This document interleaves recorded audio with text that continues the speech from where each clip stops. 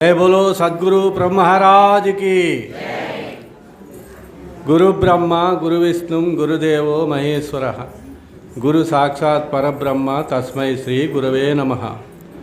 श्रीमती ललितांब समेत श्री समिष्टि बोधानंद उप्पलंचि कृष्णमूर्तार्य सद्गुरुभ्यो नमो नमः। मरी సభకు నమస్కారము।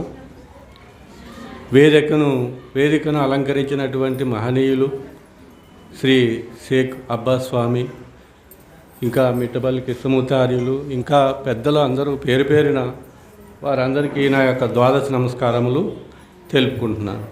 ఇక నిజానంద మిట్టపల్లి సత్యనారాయణమూర్తి రాజయోగి ఆ గురువారి యొక్క 16వ వార్షిక ఆరాధన సందర్భంగా మేమందరం మీ అందరి యొక్క దర్శనం కలగడం మాకు సంతోషం।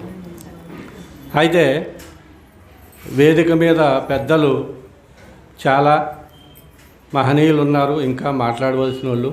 మరి ఒక టైము ఒక విధానం మనకి అంటే మనం చూసి మసులుకోవాలి, మనం ఎట్లా మాట్లాడాలి ఏంటి ఎంతసేపు అనేది।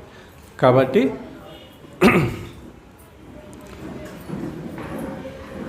నేనెవ్వడనును జీవుడు,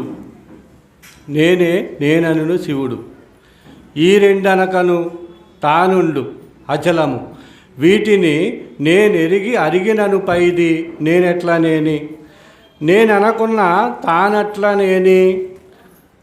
నేనన్న దాంట్లోనే నీనా ప్రసంగము, తానన్న దాంట్లోనే తలపోయవలనిట్లు నేనెట్లా నేననుకున్న తానట్లా అని చెప్పేసి మనకి భాగవత కృష్ణదేశ ప్రభువుల వారు మనకి కందార్థాల ద్వారా వివరించినారు। నేనెవ్వడనును అంటే జీవుడు, నేననును శివుడు, ఈ రెండనకను తానుండు అన్నారు, అది అచలం అన్నారు। మరి అచలమైతే దాన్ని కూడా తెలుసుకోమన్నారు ఏంటి? అయితే నేనెవ్వడను జీవుడు, నేనను శివుడు, ఈ రెండనకను తానుండు అచలము, వీటిని నేను ఎరిగి వీటిని నేను ఎరిగి లేకపోతే నేనని ఎట్లా అంటానప్పుడు? మరి నేను అనలేనప్పుడు తానని ఎట్లా అంటుంది అంటే ఇది అంతా గురుమరుగే అని చెప్పుకోవాలి। ఎందుకంటే ఆ పెద్దలు మనకి అంటే ముందు ఆ గురువు ద్వారా సావాసం చేసి ఆ గురుకృపని పొంది ఏంటి మనకి తెలియజెప్పినారు। కాబట్టి ఈ కందార్థాల్లో కూడా ఇంత మరుగున్నది కాబట్టి ఆ పెద్దల యొక్క సావాసం చేసి మనం తెలుసుకోవాలి। తానేననకను నిండిన దానికి పేరేమి బయలు, తానేననుచును నేనని అద నేనెవ్వరు లేనెరుకవు, ఉంటే లేనేలేననుమి అంటే లేనేలేవు సుమి। మరి లేనేలేనని నేను లేకపోయిన వెనుక తానుండు కదా ఉంటే దాన్ని ఎట్లా కదా నీవు అని చెప్పేసి అన్నారు। కాబట్టి తానేననకను నిండిన దానికి పేరేమి అంటే బయలు అన్నారు। అది ఏ బయలు అంటే తానేననుచును నేనని అద నేనెవరు లేనెరుకవు అంటే ఉంటే లేనేలేనని అంటే లేనేలేవు సుమి। మరి లేనేలేనని నేను లేకపోయిన వెనక తానుండు కదా మరి ఏ తానది అంటే ఇవన్నీ మన గురువుల ద్వారా మనం తెలుసుకోవాలి।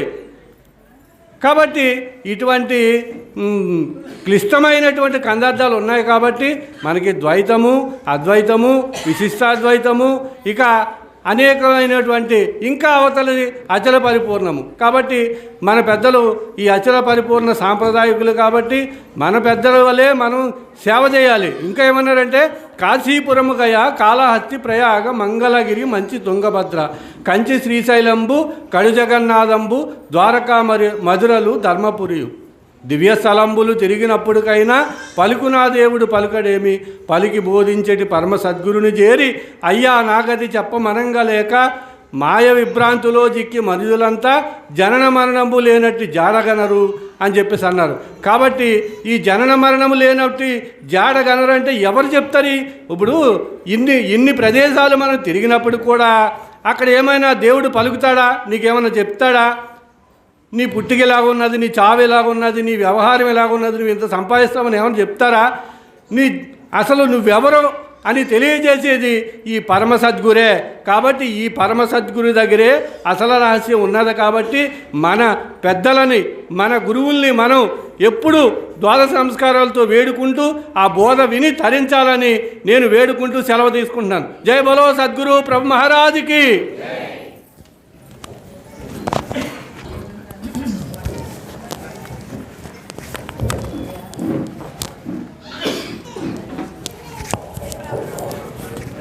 జయ తల సద్గురు ప్రభు మహారాజుకు జై. ఇప్పుడు విమలానంద శ్రీ రామగురు గారు చాలా చక్కగా వివరించారు. అంటే మనం పుణ్యక్షేత్రాలు తిరుగుతాం కదా, మరి అక్కడ దేవుడిని గురించి, దేవుడు లేడని కాదమ్మా, దేవుడికి సంబంధించినటువంటి జ్ఞానాన్ని అందించేవాళ్ళు అక్కడ ఉన్నారా? ఎందుకంటే మనం విగ్రహాలు చూస్తామమ్మా, మనం చూసినట్టే అందరూ చూస్తున్నారు కదా, మరి అందరూ చూస్తే అంతటితో సరిపోయిద్దా అంటే అది ఒక పరిమితమైనటువంటి జ్ఞానం. అందరూ చూసే విగ్రహాన్ని మనం చూడటం దర్శనం కిందికి రాదు. అర్థమైందా? దర్శనం అనే దాని అర్థం వేరు, దర్శనం అనే దాని అర్థం వేరు. నేను నిన్న కూడా ఒకళ్ళు ఒక తత్వం చదివారు, ఏమనండి, కాశీకి పోవలెనా తీర్థము మోసుకరావలెనా, కాశీ తీర్థము కన్నులనున్నది, బేసి కన్ను శివ కాశిగనున్నది, కాశీకి పోవలెనా తీర్థము మోసుకరావలెనా. అంటే అందులో చెప్పబడినటువంటి అర్థాన్ని గ్రహించినటువంటి వారు వేరే ఇంకా ప్రయత్నం చేయాల్సినటువంటి అవసరం లేదు అని చెప్పినటువంటి అర్థం. ఏంది, దైవానికి సంబంధించినటువంటి ఒక అవగాహన మనకు కలిగినప్పుడు మనం సర్వత్రా దర్శిస్తాం. ఇప్పుడు పరమాత్మ పరిమితంగా ఉన్నాడా, అపరిమితంగా ఉన్నాడా? ఈ ఒక్క ప్రశ్నకు మనకు సమాధానం దొరికితే చాలు. అంటే దైవం ఒక గుడిలో పరిమితమై ఉంటాడా, విగ్రహానికి పరిమితమై ఉంటాడా, ఒక యంత్రానికి పరిమితమై ఉంటాడా, ఒక మంత్రానికి పరిమితమై ఉంటాడా, ఒక రుద్రాక్షమాలకు పరిమితమై ఉంటాడా? దైవం దేనికి పరిమితమై ఉన్నాడు అంటే లిమిటెడా, అన్లిమిటెడా? అన్లిమిటెడ్ అయితే అంతటా ఉండాలి, అంతటా ఉంటే అంతటా దర్శించగలగాలి. మరి అంతటా మనం దర్శించగలుగుతున్నామా? పిన్నం లాగానే కనపడుతుంది, అత్తగారు లాగానే కనపడుతుంది, ఫ్యాన్ లాగానే కనపడుతుంది, వాటర్ బాటిల్ లాగానే కనపడుతుంది. దైవం ఏడ కనపడుతున్నాడు? అంతటా ఉన్నాడని చెప్పారు కానీ మనం అంతటా దర్శించలేకపోతున్నాం. అందుకే 11వ అధ్యాయంలో విశ్వరూప సందర్శన యోగం, విశ్వమన్నంతటా వ్యాపించి ఉన్నటువంటి పరమాత్మ యొక్క స్వరూపాన్ని దర్శించడం రావాలి. దానికి ఇట్లా బాహ్యంగా దర్శించడం కాదు. నతుమాం శక్యసే ద్రష్టుమనేనైవ స్వచక్షుష దివ్యం దదామితే చక్షు పశ్చమే యోగమేశ్వరం అన్నారు.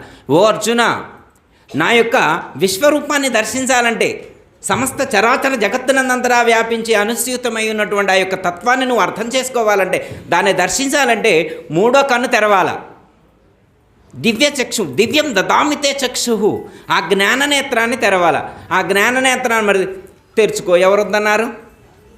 అమీర్పేట మార్కెట్లో కానీ చార్మినార్ సెంటర్లో కానీ అమ్ముతారాయి, తెచ్చుకోండి. దొరకవా? అది బయట దొరికేది కాదు, మన లోపలే ఉంది. కానీ అది గురుముఖతః, గురువు ద్వారా మాత్రమే దాన్ని తెలుసుకోవాలి. అలా తెలుసుకున్నప్పుడే మనలోనూ అంతటా పుణ్యక్షేత్రాల్లో కూడా దర్శించగలుగుతాం కదా. మరి రాము గారు మరి చాలా చక్కగా వారి యొక్క సందేశాన్ని అందించడం అనేటువంటిది జరిగింది. అందరికీ జయ గురు. మరిన్ని ఆధ్యాత్మిక రహస్యాల కోసం అచల బోధ, ఆత్మబోధ, భగవద్గీత, అలాగే పండుగల్లో దాగిన అర్థాలు, అంతరార్థాల కోసం మరియు యోగము, ధ్యానము మొదలైన అనేక ఆధ్యాత్మిక తెలుగు ప్రవచనాల కోసం క్రింద ఉన్నటువంటి రెడ్ కలర్ సబ్స్క్రైబ్ బటన్ను క్లిక్ చేయండి. అలాగే ప్రక్కనే ఉన్నటువంటి గంట సింబల్ను నొక్కండి. అలాగే ఈ వీడియో మీకు నచ్చినట్లయితే లైక్ చేయండి మరియు షేర్ చేయండి. జై గురు.